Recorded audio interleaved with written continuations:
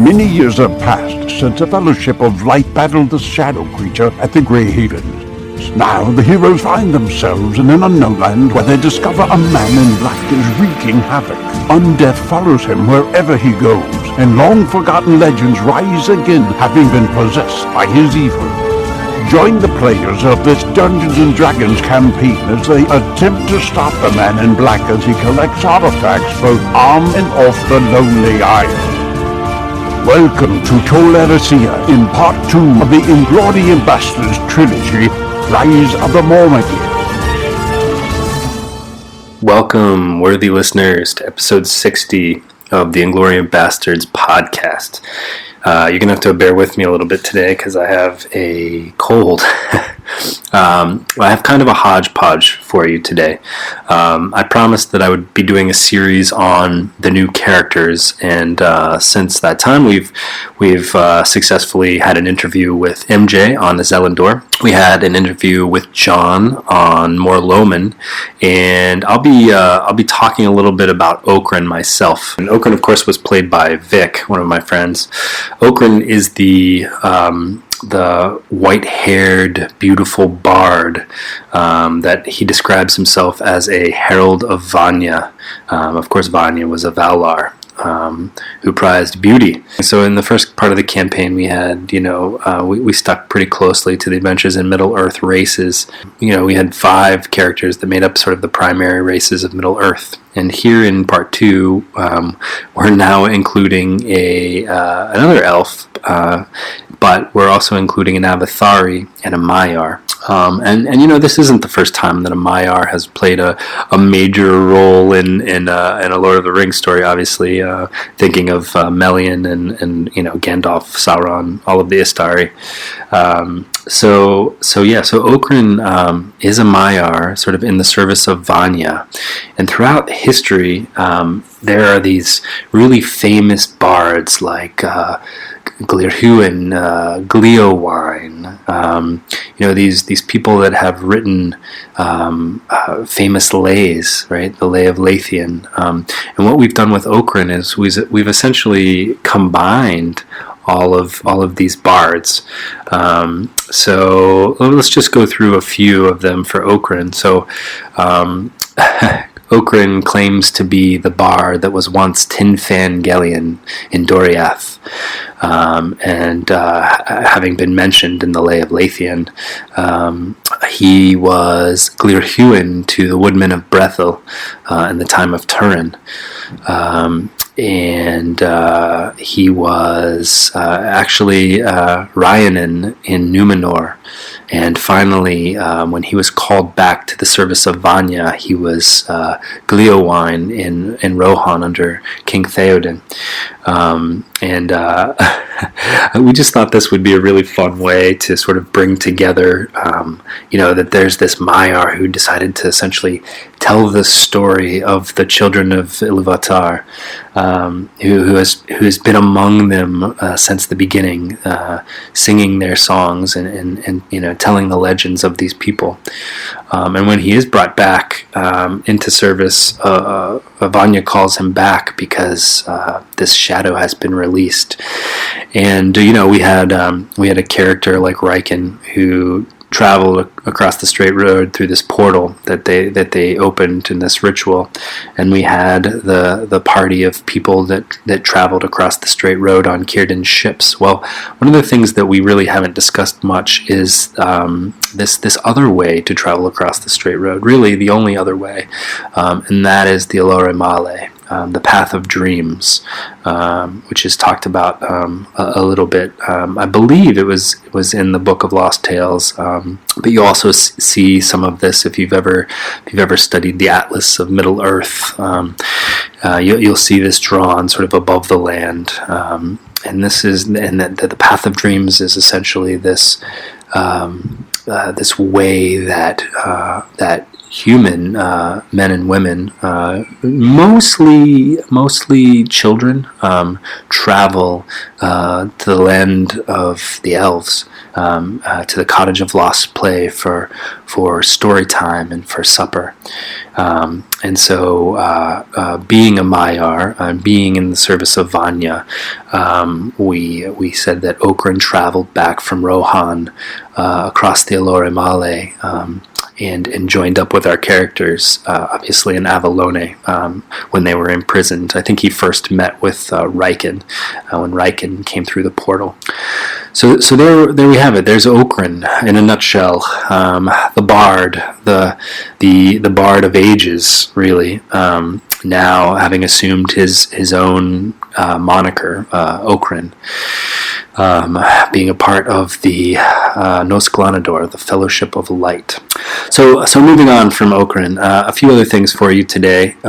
We do have some really exciting interviews coming up in October. We have Paul Strack, who is a longtime role player and creator of the Elvish data model. So we're going to talk to him about his eldamo.org when he comes on the podcast. And we're also going to run some Quenya words that we've used in the podcast by him. In addition to that, October is kind of our language-themed month. We are going to be interviewing Fiona Jolings, who runs realelvish.net, and she has a book on Sindarin and Neo-Sindarin. And we will be talking to her, and I'll be running some of those Elvish words by her that we've used in the podcast. What else do I have for you? So the other thing I wanted to talk about tonight was possibly doing a fan interview. So if you are out there and you've listened to multiple episodes, and I'm sure there's a few of you out there, if you're interested in being interviewed on the Inglorion Bastards podcast, please go to our website and click the contact button. The other thing I'll mention is that, originally when we did this campaign, it wasn't going to be a podcast, right? We were playing Dungeons and Dragons, and we happened to be recording these sessions, mostly so I could, remember all the fun times that we had. So there are times that we are not as descriptive as we should be, and possibly even episodes where it might make more sense to actually see what we're talking about on the maps that we've recorded. So where the podcast is a great thing to listen to in the car and while you're working out or whatever on your way to work, there may be some episodes that you decide, hey, you know what, I want to go to that YouTube video or go to the website and check out the YouTube video, and that is certainly available to you. We have made that available on the website, so please feel free to check those out.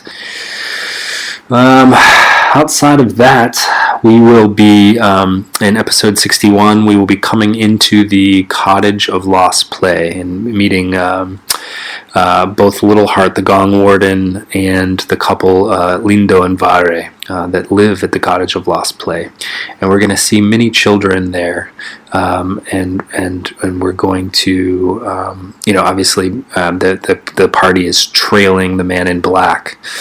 And something that I had written up for the party was a dream that Feredir had as a young boy.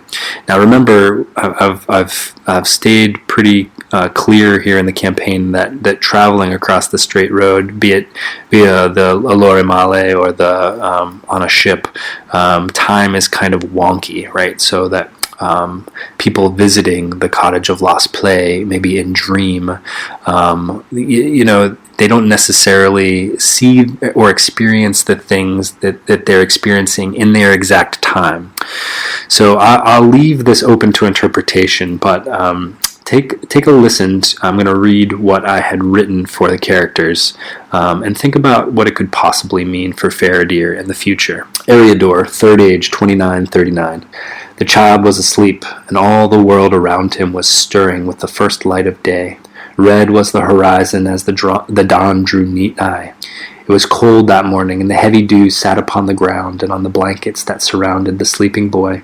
To the north lie the ruined stone walls of Outer Anuminas. The Crumbling stones gave he and his mother some protection against predators, both beast and orc. Despite the danger, the once great city always comforted her.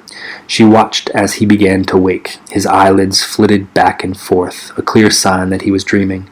She rested a hand on his chest, and he rested more peacefully. Soon he would awake, and he would tell her about his dream. This was a little game they played each morning. He remembered his dreams vividly and often would recount strange and obscure visions of far-off places. But the boy was never bothered. She marveled at his seeming understanding of the Allure Male, the path of dreams, for she had only nightmares. When it came time to play the dream game with her son, she made up stories of fanciful people and animals. Her stories always had happy endings. She did not tell the truth, for she was afraid to close her eyes. The last 6 years she had wandered with him in the wild, and every night she dreaded closing her eyes. Since the passing of Califar, the boy's father, times had been difficult for her. She looked down at him with her eye, and his eyes were open. He was looking at her. Au revoir, Feredir, she said in the Sindarin tongue. Good morning, she repeated. The boy smiled. I was there again, Naneth, Feredir whispered to his mother. He often spoke in a patchwork of words of both man and elves, and Naneth was how he referred to his mother. Gilwen was her given name. The man and woman were there again. They were of the Eldar, I think, but inside their house there were other children, he paused. There were some grown men and women, too. Did you play with them, she asked. Not this time, he said. I saw a man standing in the garden staring toward the west. He was dressed in black. Gilwen waited for him to remember his dream. She knew that the more he talked about it, the more he would recall. When he saw me, the man patted my head. He paused again and looked confused for a moment. No weapons are allowed in the house. Gilwen made a face at this. She didn't like to encourage any talk of weapons or fighting. Let us begin packing up. There is a red dawn this morn. His hand brought her back to his chest, and he continued recounting his dream. The sword burned like the morning sky, Naneth, but the blade was black, like the hills at night. I like more your dreams of animals and forest than of your men in swords and armor, she said in a serious face. Feredir shrugged and smiled at his mother. Then he released her hand and began to sit up. As the two kin packed their things and warmed themselves by the small fire, Feredir thought quietly about the words the man in black had spoken to him before leaving the garden. He recalled the words in his mind. See you soon, kid. See you soon. With the rest of the episode, I want to leave you with the end of our last session that our players played as they came into the Cottage of Lost play. So you'll get a little sort of preview introduction. I think you're even introduced to Little Heart, the Gong Warden. Enjoy. Let me take us on to this map here, and we'll end for the evening. I knew this would run a little late today, but most of the sections won't be like this. So along the way, you see this guy. He joins you. Oh, wow, that guy's awesome. Who's that guy? That's my friend. Did somebody say something about this guy earlier? A couple of you have met him. Is his name number one? Yeah. No, who does number one work for? Who throws a shoe? Honestly. So he sort of joins you along the way, and he would greet Morloman and say, "Greetings. So I see that you succeeded on your mission to rescue these fine people." Yes, it was quite the adventure, but I'm glad that we're here. So I take it you're still on your quest to I'm probably following the gentleman that passed by here earlier. That's right. We seek the man in black, not the man in dark gray. With no face. He's really scary. So he leads you. He says, "Come with me. We'll go see Lindo and Vare, and they'll be able to sort of let you know if they've seen anything in the area and answer any questions that you might have." And so he leads you to this place, it looks like a little sort of farmstead, and there are all these human children running around. So it's just kind of weird. You've not seen this anywhere else on Tol Eressëa. So Lindo, let me show you what they look like, and then we'll sort of call it a night. You see Eressëa. So Vare looks like this. They're like a husband and wife combo here. So let's So some of you have these lore cards. Probably the Cottage of Lost play. You would have that. Yep, formerly known as the Cottage of Children and Cottage of the Play of Sleep, was a house upon Tel Arisea where Lindo and Bear dwelt. Vare. So you've been here before, Vic. I greet them. So do you remember how you got here? Here. This was one of the trivia questions that I asked you guys. The other way to Tel Arisea. Oh, I know a lot about this. You do? Yeah, we talked about it. Oh, I'm not gonna say anything because we went like in depth on it. That's right. Yeah. So it's on this map. If you take a look at the sort of the top circle, the Olore Mare. It's the Path of Dreams. Okay, and, so that's how I got here before? Yeah, remember you visited old Tom Bombadil and he... Oh, yeah, okay. He gave you the express route to Tel Arisea when you were called back. Mm-hmm. So Lindo and Vare will come out and greet you, and the children sort of run up to you. And you guys have Arcana to interview. Some of you have Arcana. If you want to do some Arcana checks, I can share some information. I'm just going to sort of stand back while the kids check out everybody else because I want them around me because I'm smoking. So... Yeah, so both MJ, both Ezelindor and Feredir, you would recognize that these children are non-corporeal. Thank you. And you see a very familiar child, Feredir. You recognize one in particular. Looks a little bit like you did, child. Well, that's weird. Just because we're related, or because it's me? Ooh. I don't know. Do I start going insane? No. Okay. Need 9 shadow rolls out of you. So there's a little quick blog entry that I wrote about this exact scene. Do you remember this, Marco? So we can spend. We've gotten kind of late here, so we'll catch up on story stuff at the beginning of the next session. So you guys are now at the Cottage of Lost play. You've met someone named. He introduced himself as Little Heart. Some of you know him as Okrin.